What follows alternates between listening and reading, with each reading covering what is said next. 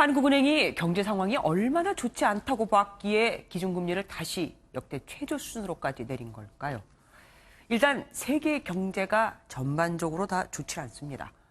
국제통화기금 IMF는 올해 세계 경제가 3% 성장할 것으로 예상했는데 글로벌 금융위기 이후 10년 만에 가장 낮은 겁니다. 미중 무역 갈등과 영국의 유럽연합 탈퇴, 그러니까 노딜, 브렉시트 등 글로벌 악재가 많기 때문인데 특히 미중 갈등과 중국 경기 둔화에 직격탄을 맞은 우리나라를 비롯한 아시아 국가의 성장률을 더 크게 내렸습니다. 결국 시중에 돈을 풀어 더 이상의 악화는 막겠다는 게 한국은행의 생각이지만 문제는 이렇게 해서 풍부해진 돈이 부동산으로만 쏠릴 수 있다는 겁니다. 엄혜림 기자가 취재했습니다.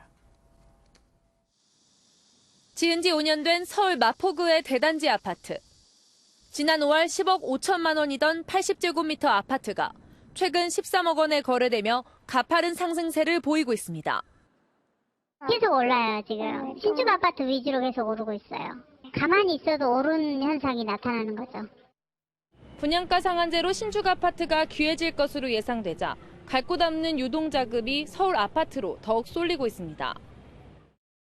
이렇게 부동산 가격이 상승한 건 가게나 기업이 마땅한 투자처를 찾지 못했다는 뜻입니다.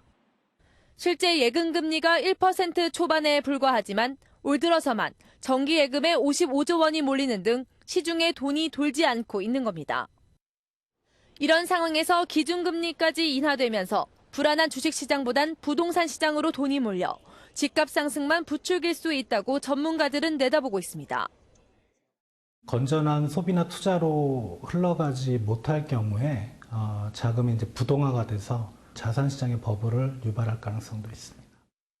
다만 이번 금리 인하가 경기 둔화 우려가 크다는 걸 보여주는 셈이라 부동산 시장에 미치는 영향은 단기적일 것이라는 분석도 있습니다. MBN 뉴스 엄혜림입니다.